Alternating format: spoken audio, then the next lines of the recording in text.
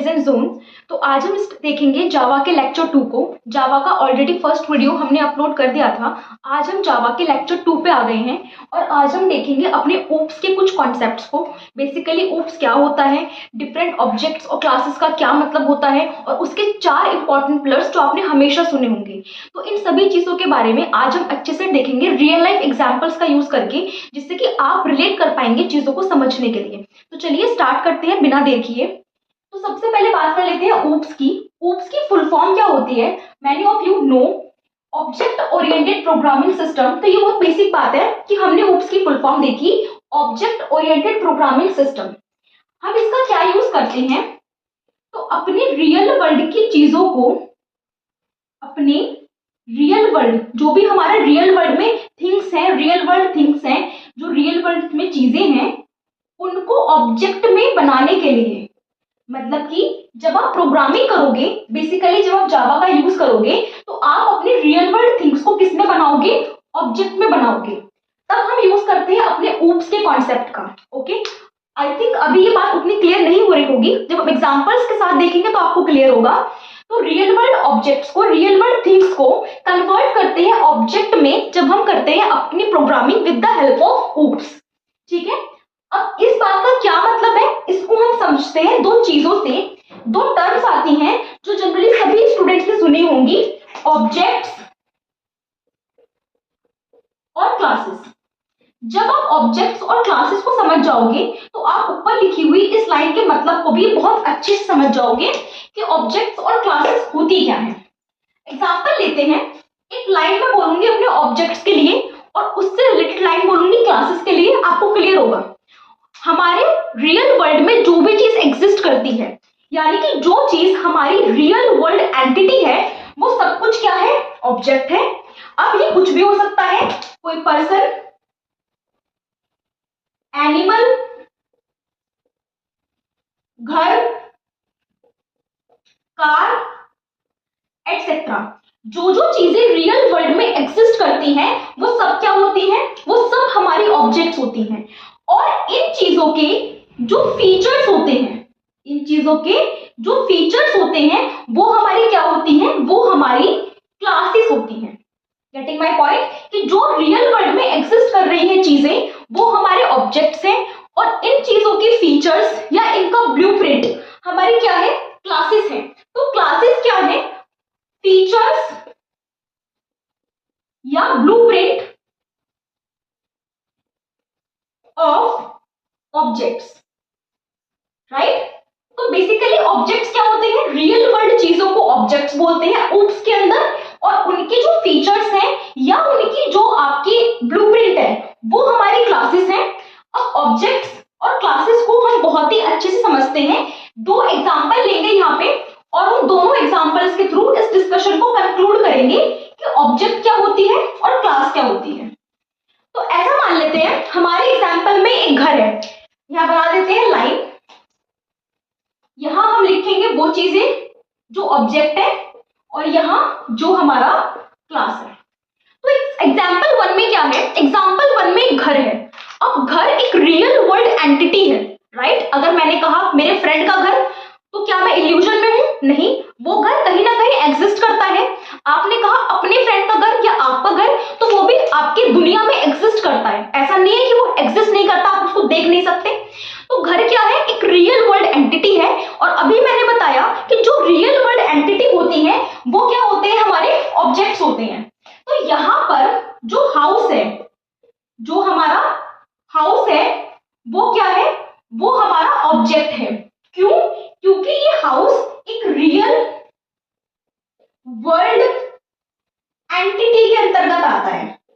तो क्योंकि ये रियल वर्ल्ड एंटिटी है, तो ये हमारा हाउस है।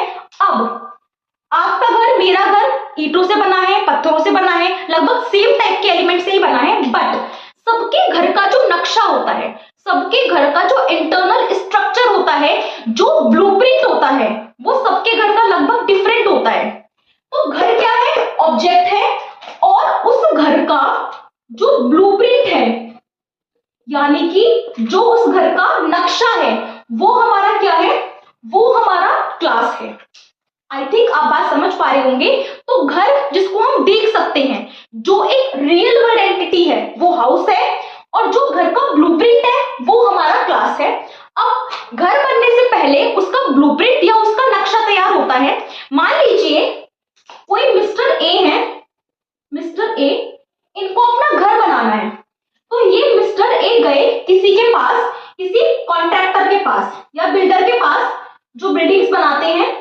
मिस्टर कॉन्ट्रैक्टर ने मिस्टर ए को उनके घर का एक ब्लूप्रिंट बनाकर दे दिया कि भाई ये आपके घर का ब्लूप्रिंट है। तो क्या ब्लूप्रिंट का मतलब ये है कि वो घर बन गया है? नहीं, ब्लूप्रिंट सिर्फ आपको ये बता रहा है कि वो घर कैसा बनेगा, राइट? वो मिस्टर ए ने जब कॉन्ट्रैक्टर से बात की या बिल्डर से बात की और इसने इनको एक ब्लूप्रिंट बना के दिया, तो वो घर बना नहीं है, वो घर सिर्फ एक ब्लूप्रिंट में आया है कि वो घर ऐसा होगा, उसका नक्शा ऐसा होगा।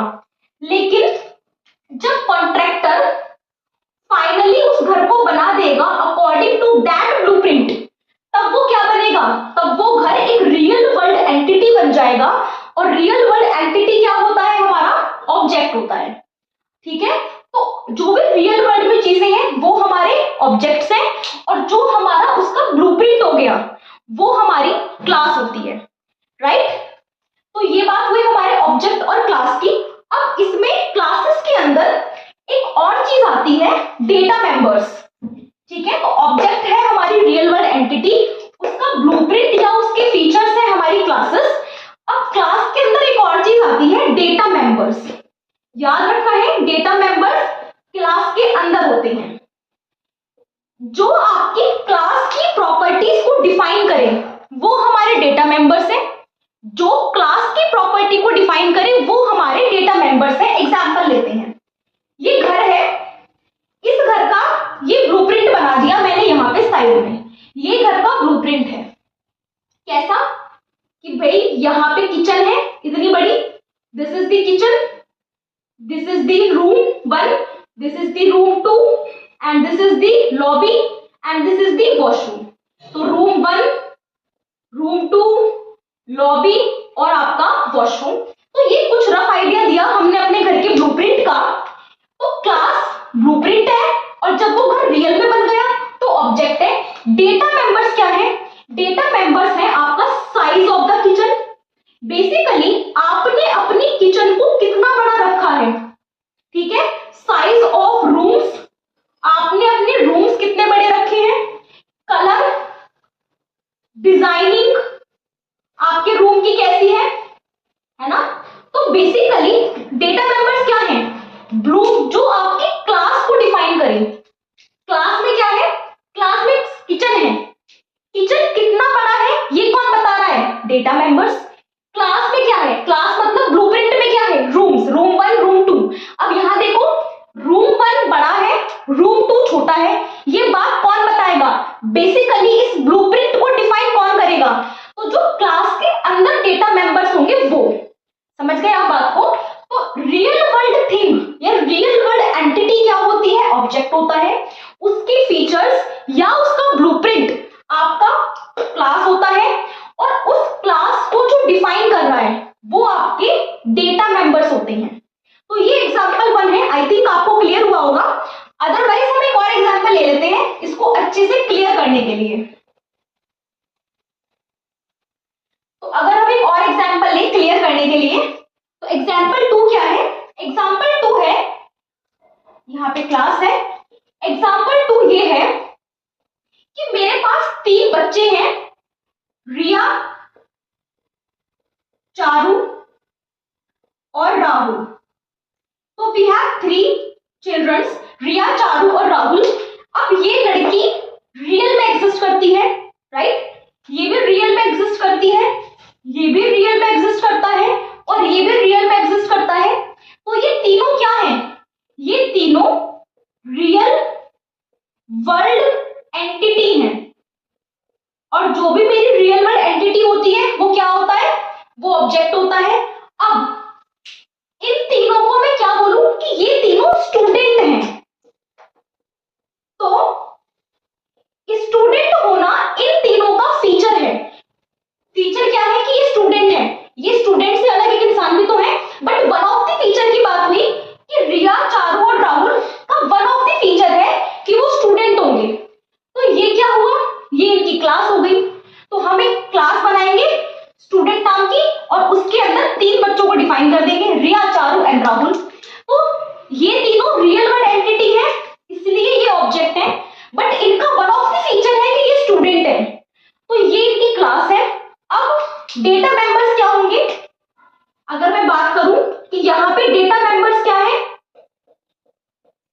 इनके स्टूडेंट को कौन डिफाइन करेगा, राइट?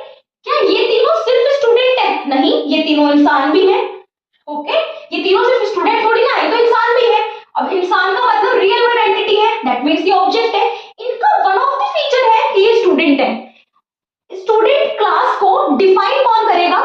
तो स्टूडेंट क्लास को डिफाइन करेंगे इनके रोल नंबर, इनका एनरोलमेंट नंबर, इनका कोर्स एटसेट्रा। तो बेसिकली इन तीनों रियल वर्ल्ड एंटिटी का या इन तीनों ऑब्जेक्ट्स का जो फीचर है स्टूडेंट, उसको कौन डिफाइन करता है कि इनका रोल नंबर क्या है, इनका एनरोलमेंट नंबर क्या है, या इनका कोर्स क्या है। तो आई थिंक आपको आइडिया समझ में आया होगा कि जो भी आपकी रियल वर्ल्ड चीजें होती हैं, रियल वर्ल्ड एंटिटीज होती हैं, वो आपके ऑब्जेक्ट्स होते हैं। अब अगर ब्लूप्रिंट की बात करो उन ऑब्जेक्ट्स का, या उनका वन ऑफ द फीचर की बात करो, वो आपकी क्लास होती है।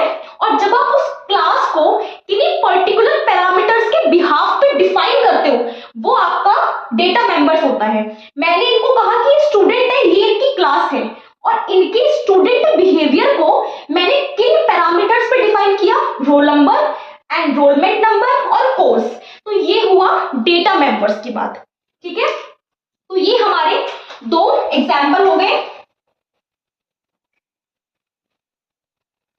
अभी हमने ओप्स के कॉन्सेप्ट देख लिए कि ओप्स क्या था, ठीक है, ऑब्जेक्ट क्या थी, क्लासेस क्या थे, और क्लासेस के अंदर डेटा मेंबर्स क्या थे। तो कोई भी रियल वर्ल्ड एंटिटी ऑब्जेक्ट है, उसका फीचर या उसका ब्लूप्रिंट आपका क्लास है, और जो क्लास को डिफाइन करे उस पर्टिकुलर पर्सपेक्टिव में, वो आपके डेटा मेंबर्स हैं। अब हमारे ओप्स के 4 पिलर्स होते हैं। तो अगर मैं बात करूं 4 पिलर्स की, तो देयर आर 4 पिलर्स, राइट? और ये नाम बहुत ही कॉमन है, आपने सुने होंगे। फर्स्ट होता है एनकैप्सुलेशन,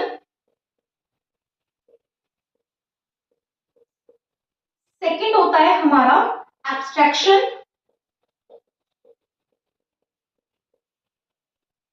थर्ड होता है हमारा पॉलीमॉर्फिज्म,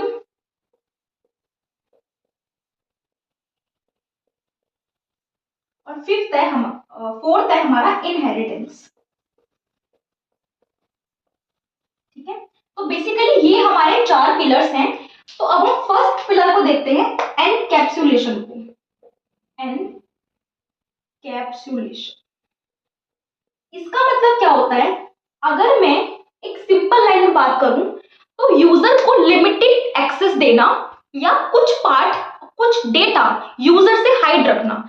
एक सिंपल लाइन का मतलब होता है इस वाले वर्ड का कि आप यूजर को कुछ एक्सेस दे रहे हो और कुछ डेटा आप उससे हाइड कर रहे हो। हम यहाँ पे अगेन मैं रियल लाइफ एग्जांपल की बात करूंगी, उससे आप करेंगे रिलेट। तो सभी स्टूडेंट्स इंस्टाग्राम चलाते हैं, तो इंस्टाग्राम के एग्जांपल से हम इसको समझते हैं। आपने इंस्टाग्राम ओपन किया, अभी आपने अकाउंट नहीं बनाया है, आप इंस्टाग्राम ओपन ही करा है, आपने डाउनलोड ही किया है, ठीक है? अब इंस्टाग्राम ओपन करके आपको क्या शो होगा? तो बेसिकली आपको एक लॉगिन पेज शो होगा, जहां यूजर नेम मांगा जाएगा और आपसे पासवर्ड मांगा जाएगा। यूजर नेम और पासवर्ड, राइट? तो बेसिकली जब मैं इंस्टाग्राम इंस्टॉल करके ओपन करती हूँ, तो मुझे क्या एक्सेस दी गई है? मुझे ये एक्सेस दी गई है कि मैं अपना नाम डाल सकूं और अपना पासवर्ड डाल सकूं, दैट्स इट। मुझे इसके अलावा कोई एक्सेस नहीं दी गई है। मेरा नाम और मेरा पासवर्ड डलते ही मेरी आईडी इंस्टेंट बन जाती है। अब यहाँ पे यूजर को लिमिटेड एक्सेस है, क्यों? क्योंकि क्या इंस्टाग्राम में सिर्फ यूजर नेम और पासवर्ड का ही रोल है? नहीं, उसके पीछे पूरी बैकएंड काम करती है। आपका डेटाबेस काम करता है, आपका सर्वर काम करता है, बहुत सारे मल्टीपल चीजें हैं जो इस इंस्टाग्राम के पीछे काम कर रही हैं। ना तो आप उन्हें देख पाते हो, ना ही आप वहां जाकर कोई चेंज कर पाते हो। तो यहाँ पर क्या किया जाता है, ऐसे एप्लीकेशंस में आपको लिमिटेड एक्सेस मिलती है। तो यूजर को जब लिमिटेड एक्सेस देनी होती है, तब हम एनकैप्सुलेशन का यूज करते हैं। तो इसका बेसिक आइडिया ही ये है कि यूजर को लिमिटेड एक्सेस दी जाएगी, उसको सब कुछ पब्लिक नहीं किया जाएगा। यूजर को लिमिटेड एक्सेस देने के लिए ही हम इस वाले पिलर का यूज करते हैं। Getting my point? जैसे कि आपकी यूनिवर्सिटी है, आप अपना पोर्टल ओपन करते हो, स्टूडेंट का अपना पोर्टल होता है, आप अपने पोर्टल को, अपने ईआरपी को लॉगिन करते हो, आपको वहां अपना डेटा शो होता है। अपनी आईडी पे, अपने रोल नंबर से, अपने डेट ऑफ मेथड से आपको अपना डेटा शो होगा। आप किसी दूसरे स्टूडेंट का डेटा नहीं देख सकते। ऐसा नहीं है कि आप सबका डेटा देख पा रहे हो। क्यों? क्योंकि आपको वहां लिमिट करा गया है। आप सिर्फ अपना ही डेटा देख सकते हो अपने रोल नंबर और अपनी आईडी से। या फिर अगर हम बहुत जनरल एग्जांपल लें, एक रिलेट कनेक्शन बनाने के लिए व्हाट्सएप ग्रुप होता है, तो स्टूडेंट्स को व्हाट्सएप ग्रुप में उनको बंद कर दिया जाता है कि वो उसमें नहीं देख सकते कुछ चीजें, या आप उसमें नहीं डाल सकते, आपको रिस्ट्रिक्ट किया जाता है। तो जहां भी यूजर को रिस्ट्रिक्ट किया जाएगा उसको इंपॉर्टेंट इंफॉर्मेशन या एसेंशियल इंफॉर्मेशन दिखाई जाएगी, सब कुछ नहीं दिखाया जाएगा। वहां पे आप इस चीज का यूज करते हैं। ठीक है, ये बात हुई एनकैप्सुलेशन के बेसिक आइडिया की कि ओप्स के अंदर इसका बेसिक आइडिया क्या कहता है। तो यूजर को लिमिटेड एक्सेस देना। अब इसके अंदर दो चीजें आती हैं, एक आता है सेटर और एक आता है गेटर। अब इसका क्या मतलब है? सेटर और गेटर का कुछ सेट करना सेटर है और उस सेट करी गई चीज को हमें रिटर्न करना गेटर है। मतलब क्या हुआ? मतलब ये हुआ कि इंस्टाग्राम पे किसी बच्चे ने अपना अकाउंट बनाया, अपना यूजर नेम डाल के और अपना पासवर्ड डाल के। तो इस बच्चे ने अपना अकाउंट बनाया है एबीसी नाम से। इसका जो यूजर नेम है वो एबीसी है। जब इस बच्चे ने अपना एबीसी नाम डाला तो इंस्टाग्राम के बैकएंड में जाकर डेटाबेस में ये नाम सेव हो गया। ठीक है, जब इस बच्चे ने अपना नाम डाला एबीसी यूजर नेम, तो इंस्टाग्राम के बैकएंड में जाकर डेटाबेस में इस बच्चे का नाम सेव हुआ होगा एबीसी। और अब इसकी आईडी सभी को, इसको खुद को भी और सबको किस नाम से दिखेगी? एबीसी नाम से दिखेगी, राइट। और एबीसी वैल्यू को डेटाबेस में सेट किया गया है। तो यहाँ पे किसका रोल है? सेटर का। Getting my point? Instagram open करते ही जब बच्चे ने अपना यूजर नेम डाला तो उसकी वैल्यू को डेटाबेस में सेट किया गया सेटर के द्वारा। हालांकि सेटर डायरेक्टली डेटाबेस को एक्सेस नहीं करता है, बट मैं बताना चाह रही हूँ कि सेटर का काम क्या है। बेसिकली ये सेट कर देता है आपकी वैल्यू को। इसने वैल्यू मतलब कि आपके यूजर नेम को सेट कर दिया। अब जब जब आप अपना इंस्टाग्राम का पेज ओपन करोगे तो आपको अपना नाम दिखाई देगा। मतलब जब जब ये एबीसी बच्चा अपने मोबाइल फोन में अपना इंस्टाग्राम लॉगिन करेगा तो इसको अपना नाम दिखाई देगा, यूजर नेम एबीसी। तो ये हमें रिटर्न कौन कर रहा है? रिटर्न हमें गेटर कर रहा है। तो अगर मैं वैल्यू में कोई अपडेशन करती हूँ तो उसको सेट कौन करता है? सेटर। और जब मैं उस अपडेशन को इंटरफेस पे देख पाती हूँ तो वो कौन वापस करता है? गेटर। Getting my point? दोबारा देख लो। अब इस बच्चे ने अपना नाम डाला एबीसी, तो डेटाबेस में सेट किसने किया? सेटर ने। और जब ये इंटरफेस खोलेगा तो मुझे दिखेगा, तो वो दिखाएगा कौन? तो दिखाएगा मेरा गेटर। तो वैल्यू सेट करने के लिए सेटर है और उसको इंटरफेस पे जो चेंजेस हुए हैं उनको शो करने के लिए आपका गेटर है। तो एनकैप्सुलेशन क्या होता है? यूजर को लिमिटेड एक्सेस देना। हम सारा डेटा पब्लिक नहीं कर सकते, हमने एक्सेस को लिमिट किया हुआ है। ठीक है, ये मेरा एनकैप्सुलेशन का बेसिक आइडिया है। फिर हमने देखा सेटर और गेटर को। एक रियल लाइफ एग्जांपल से अगर हम इसकी बात करें, मान लीजिए एटीएम है, आप एटीएम में गए, आपने अपना कार्ड लगाया, तो क्या एटीएम का जो जो फंक्शन है, जो जो बैकएंड है, वो सब आपको दिख जाएगा? नहीं। कार्ड लगाते ही आपके सामने एक इंटरफेस ओपन होगा कि बैलेंस चेक करना है, या फिर आपको इंक्वायरी करनी है कुछ, या आपको पिन चेंज करना है, या आपको अमाउंट निकालनी है, वो इंटरफेस शो होगा। तो वही इंटरफेस है जो पब्लिक किया गया है, उसके पीछे का बैकएंड, उसके पीछे का सर्वर आपसे हाइड किया गया है। तो वहां भी कहीं ना कहीं एनकैप्सुलेशन आ रहा है क्योंकि आपके पास लिमिटेड एक्सेस है। ओके, तो ये एग्जांपल किसका हुआ? एनकैप्सुलेशन का। अब मान लीजिए यूजर ने कहा कि बैलेंस इंक्वायरी करेगा, तो उसके अकाउंट में 5000 रुपए हैं, तो वो इंटरफेस पे चेक दिखेंगे 5000। तो उस वैल्यू को रिटर्न कौन कर रहा है इंटरफेस पे? हमारा गेटर। तो गेटर आपकी वैल्यू को रिटर्न करता है जो आपके इंटरफेस पे आपको शो होती है।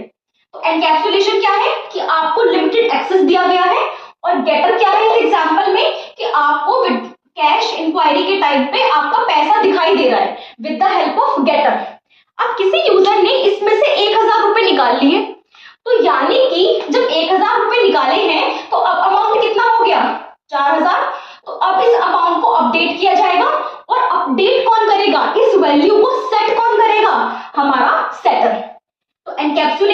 यूजर को लिमिटेड एक्सेस देना, कोई भी अपडेट किया है, कोई चेंज किया है, उस वैल्यू को सेट करने के लिए सेटर, और उस चेंज हुई भी वैल्यू को इंटरफेस पे कौन दिखाता है, गेटर। ठीक है, तो अब हम बात करेंगे अपने सेकंड पिलर की। तो अब आते हैं अपने सेकंड पिलर एब्स्ट्रैक्शन की तरफ। ठीक है, तो फर्स्ट पिलर हमने डिस्कस कर लिया है, एनकैप्सुलेशन। फर्स्ट पिलर में क्या था कि बेसिकली हम यूजर को लिमिटेड एक्सेस दे रहे हैं। अब काफी स्टूडेंट्स कंफ्यूज हो जाते हैं, तो कंफ्यूजन नहीं होनी है, बिल्कुल माइंड को क्लियर करके पढ़ना है। ठीक है, एनकैप्सुलेशन में क्या था, यूजर को लिमिटेड एक्सेस देना। यहाँ पे लिख लेते हैं बुलेट पॉइंट्स में to make it more clear. तो यूजर के पास क्या है, लिमिटेड एक्सेस है। एब्स्ट्रैक्शन में क्या है, आप इंप्लीमेंटेशन पार्ट को हाइड कर रहे हो। व्हाट डज दिस मीन, अगर मैं अपने पुराने एग्जांपल को रिकैप करूं तो क्या था वो, कि मेरा एक इंस्टाग्राम पेज है, राइट। जब मैंने इंस्टाग्राम पेज को ओपन किया तो क्या ओपन हुआ, यहाँ मेरा यूजर नेम ओपन हुआ और यहाँ मेरा पासवर्ड। यहाँ मैं डालूंगी यूजर नेम और यहाँ हम डालेंगे पासवर्ड। ठीक है, जैसे ही मैंने यूजर नेम डाला क्या हुआ, वो मेरे इंस्टाग्राम के डेटाबेस में जाके सेव हो गया। तो मेरा यूजर नेम सेव हो गया। मुझे क्या पता है, मुझे ये पता है कि जब कहीं पर भी जीमेल हो, आप किसी जगह आईडी बना रहे हो, इंस्टाग्राम हो, आपका कोई भी पोर्टल हो जहां आप अपनी आईडी बनाते हो, आपको क्या मालूम होता है कि हमारा पासवर्ड सेव हो गया है। अगली बारी जब आप इनकरेक्ट पासवर्ड डालोगे तो आपको गलत शो होगा, हमें ये पता है। बट बैकएंड पे वो सेव कैसे हो रहा है ये हमें नहीं पता। इसी चीज को बोलते हैं एब्स्ट्रैक्शन।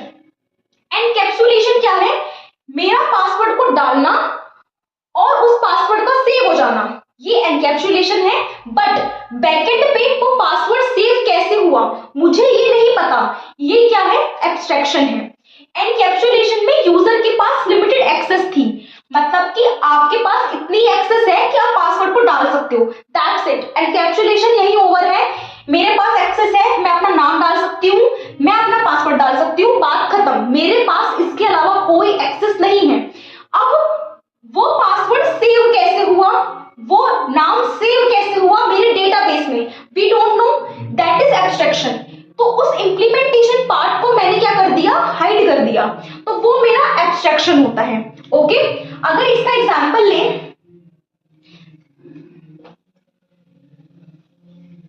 जैसे कि हमने एटीटीएम वाला एग्जांपल भी लिया था, तो मेरे पास क्या एक्सेस है, मेरे पास एक्सेस है कि मैं तीन ऑप्शंस में, बैलेंस इंक्वायरी, कैश विड्रॉल या पिन चेंज, तीनों ऑप्शंस में से किसी एक को चूज करूंगी, दैट इज एनकैप्सुलेशन। बट जब मैंने बैलेंस इंक्वायरी पे क्लिक किया तो बैकएंड वाले सर्वर पे रिक्वेस्ट गई, मुझे तो नहीं पता, दैट इज एब्स्ट्रैक्शन। तो जो भी बैकएंड में काम हो रहा है, जिस तरीके से वो इंप्लीमेंट हो रहा है, वो हाइड रखना आपका क्या है, एब्स्ट्रैक्शन है। एब्स्ट्रैक्शन के अंदर दो चीजें आती हैं, एक आता है आपका एब्स्ट्रैक्ट क्लास और एक आता है आपका इंटरफेस। एब्स्ट्रैक्ट क्लास और इंटरफेस।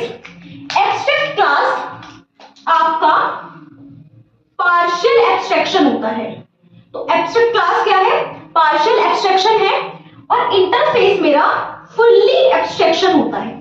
आपको फिलहाल के लिए पॉइंट याद रखना है कि एब्स्ट्रैक्ट क्लास पार्शियल एब्स्ट्रैक्शन है और इंटरफेस फुल्ली एब्स्ट्रैक्शन है।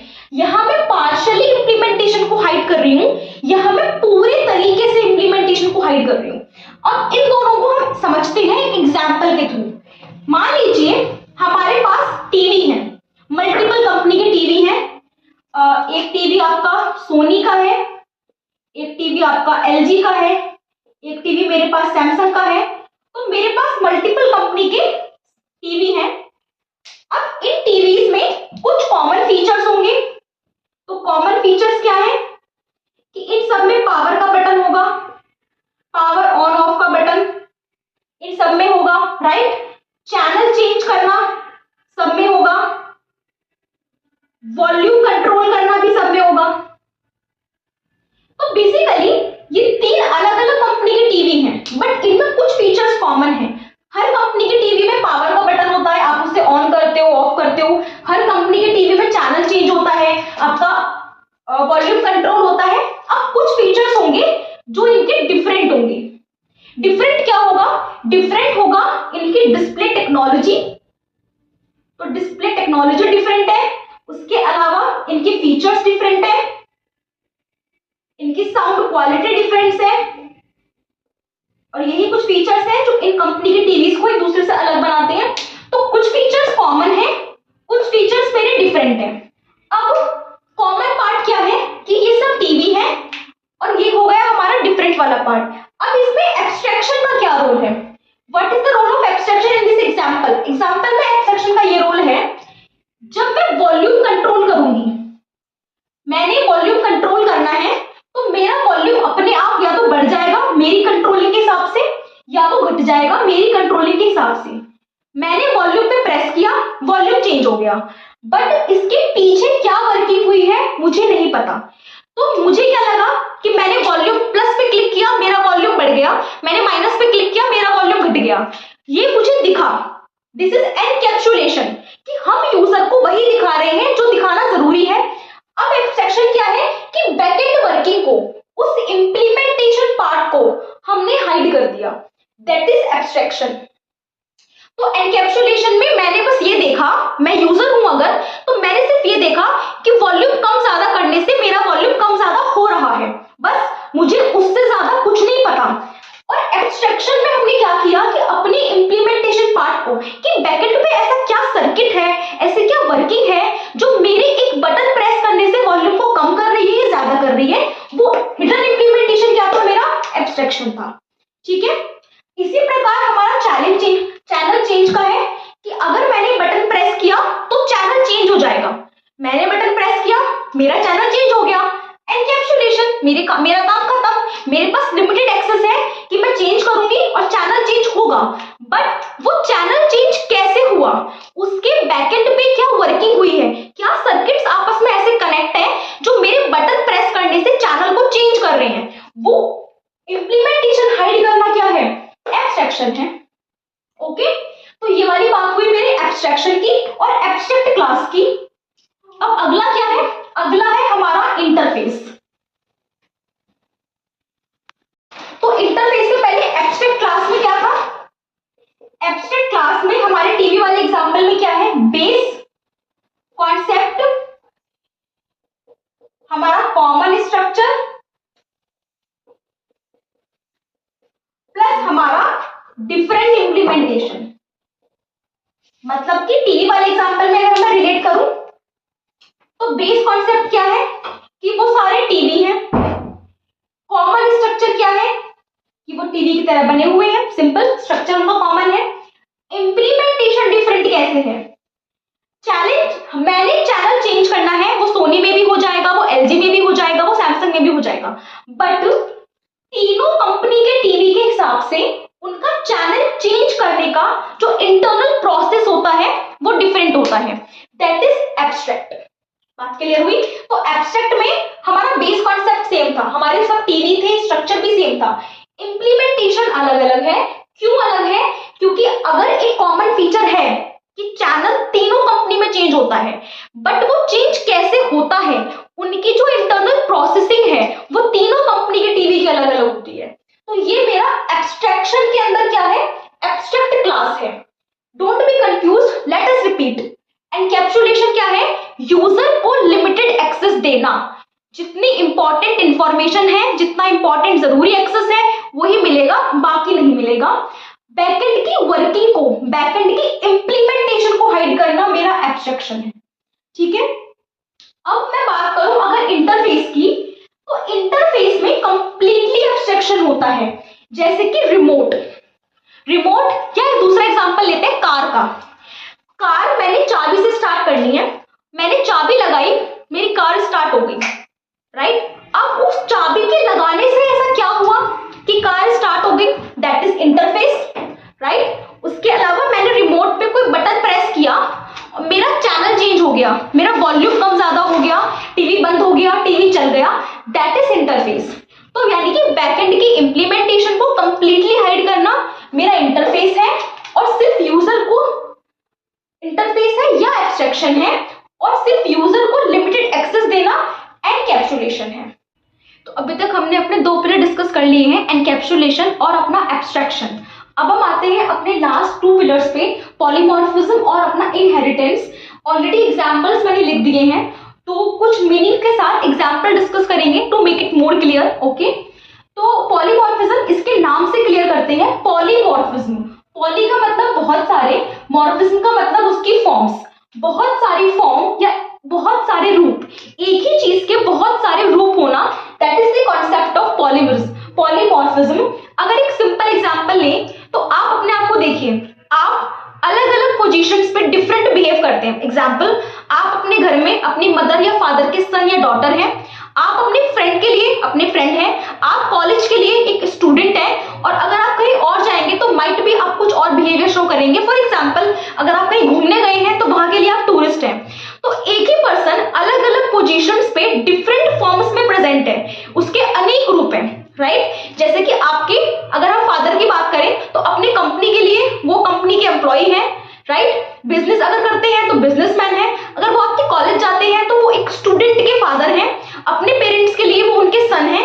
तो बेसिकली एक ही पर्सन अलग अलग पोजीशंस पे अलग अलग रूप दिखाता है, अलग अलग तरीके से बिहेव करता है, that is the concept of polymorphism, right. Example लेते हैं एक, तो आप लिखा हुआ भी है कि वन ऑब्जेक्ट बिहेव डिफरेंटली, एक ही ऑब्जेक्ट है बट वो अलग अलग तरीके से बिहेव कर रहा है। ओके, मान लीजिए मुझे कहीं पे लॉगिन करना है, तो आपने देखा होगा कि आप कहीं पे लॉगिन करते हैं तो उसका अलग अलग तरीका होता है। फॉर एग्जांपल, अगर मैं व्हाट्सएप पे लॉगिन कर रही हूँ तो OTP, one time password based login होता है, जिस नंबर से व्हाट्सएप करते हैं लॉगिन, उस नंबर पे ओटीपी जनरेट होता है, आपको वो एंटर करना होता है, then you can login. Okay, password based, अगर मैं अपनी जीमेल बना रही हूँ तो वहां पे हमारा पासवर्ड होता है, और अगर हम अपना आधार कार्ड की बात करें तो वहां हमारा बायोमेट्रिक होता है, फेस रिकॉग्निशन तो नहीं होता बट बायोमेट्रिक होता है, ठीक है। तो बेसिकली अगर मैं एक काम कर रही हूँ, क्या ऑब्जेक्ट क्या है, एक है, क्या लॉगिन करना,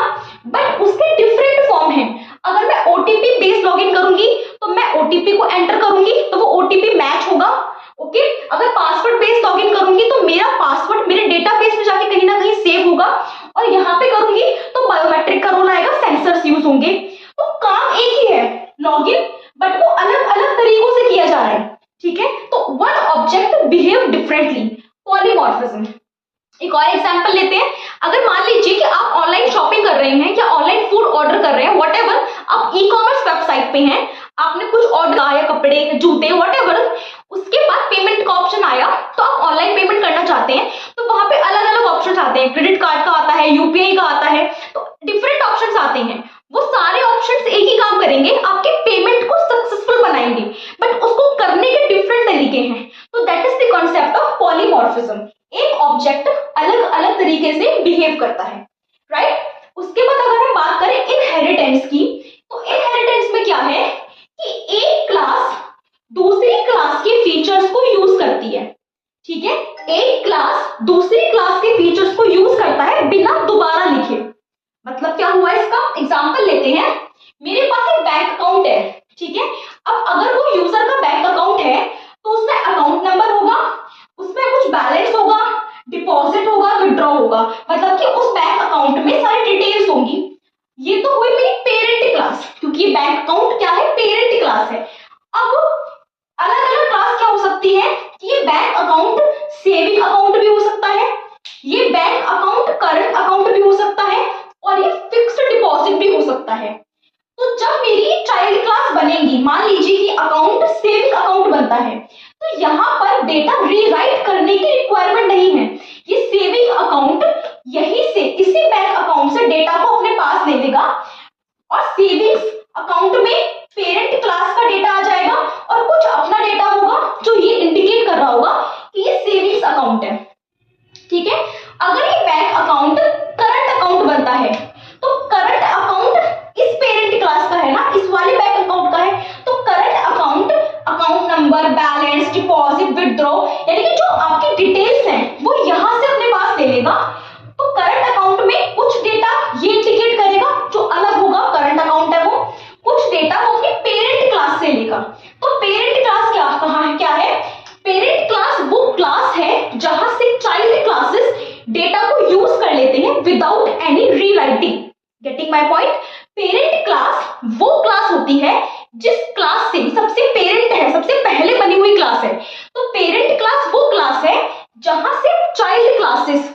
बाद बनी है वो पेरेंट क्लास का डेटा या उसकी फीचर्स को यूज करती है विदाउट एनी रीराइटिंग। ओके, तो यहाँ पे हमने डिस्कस किया ओप्स को, ऑब्जेक्ट ओरिएंटेड प्रोग्रामिंग सिस्टम को।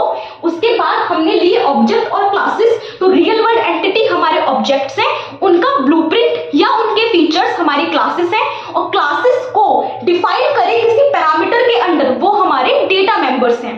फिर हमने बात की 4 पिलर्स की, उनमें से इनहेरिटेंस, पॉलीमॉर्फिज्म, आपका एब्स्ट्रैक्शन और आपका एनकैप्सुलेशन। यूजर से डेटा हाइड रखना, उसको लिमिटेड एक्सेस देना हमारा एनकैप्सुलेशन है। उसके बाद बैकएंड की जो वर्किंग है, जो इंप्लीमेंटेशन पार्ट है, उसको हाइड कर लेना हमारा एब्स्ट्रैक्शन है। पेरेंट क्लास का डेटा चाइल्ड क्लास यूज कर ले विदाउट रीराइटिंग या उसके फीचर्स को यूज कर ले, वो हमारा इनहेरिटेंस है। एक ऑब्जेक्ट अलग अलग पोजीशंस पे डिफरेंट बिहेव करे, वो हमारा पॉलीमॉर्फिज्म है। तो आज के लिए इतना ही। Stay connected. Thank you.